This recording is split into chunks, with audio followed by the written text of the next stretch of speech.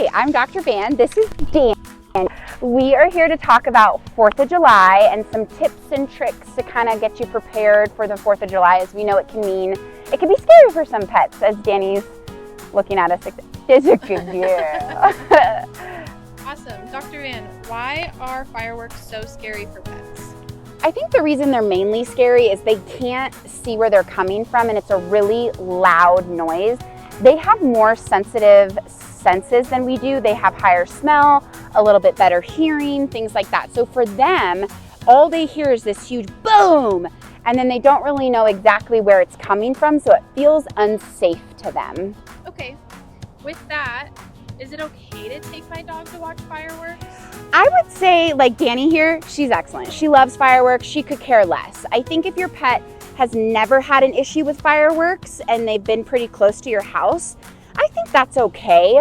But if you've never taken your pet, you may need to leave if it's not going well. And I worry that if you did take them or something like that, that they could end up being scared, and we don't want that. Huh, Danny? No. She's very busy right now looking at the squirrels. What should I do if my pet is afraid of fireworks? The best thing I would say, and kind of like some tips I would recommend, is if your pet is afraid of fireworks, one, I always like a tight, like kind of, either like a thunder shirt is really good, or like a really quiet bathroom where they can't do damage to themselves. Or if they're crate trained, that's another really good one. You can put on like calming music that really helps.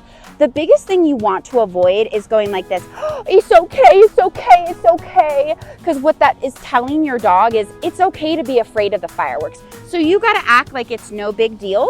Keep them in a nice, calm, quiet environment, play some music or things like that to kind of help. And if it's super severe, make sure you're reaching out to us or your veterinarian to make sure that you can get some like sedatives for it.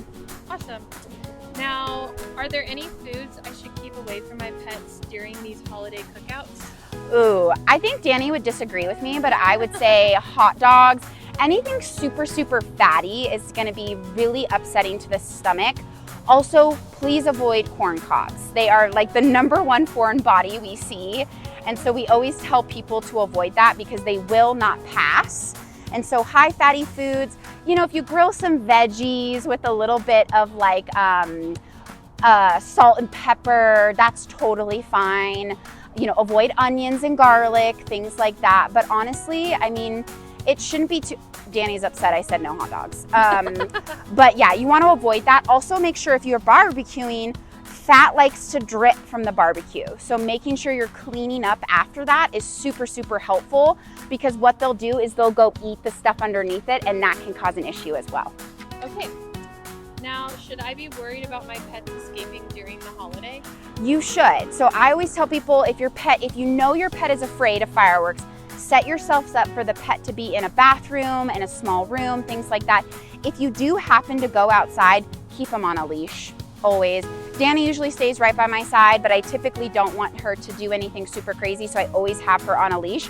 Because if there's a loud boom and we get freaked out, they can jump your fence, even if they've never done it before. So I always tell people to make sure that you keep them on a leash if you know that they are afraid of fireworks. If you're not sure, better safe than sorry. Making sure they have an updated tag, updated microchip is always super helpful.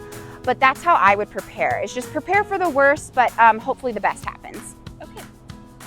How can I help my pet stay calm during loud celebrations?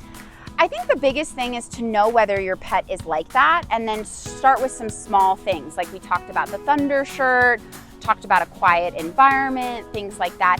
If your pet is generally afraid of like loud celebrations, like if you've had a birthday party and they're getting excited, it may be beneficial to offer some sedatives, because I always like to tell people, you know, I like going to the doctor. I don't love going to the dentist. So anytime I have to go to the dentist, I need a little pre-visit sedative. So it helps me feel comfortable. It helps my dentist perform. So again, if you feel like you're noticing any sort of signs, then I definitely would recommend getting like something for those types of events.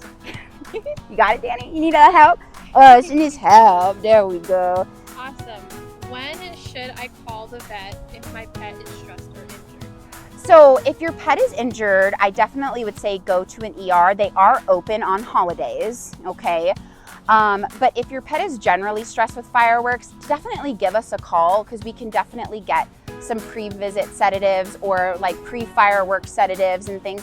And I also tell people, we know fireworks don't end at 4th of July, so if your pet is a known person to have that, or a known pet to have that, then I want you to make sure you're giving it continuously, because you can redose them. It's not just a one-time thing, you can continuously give it.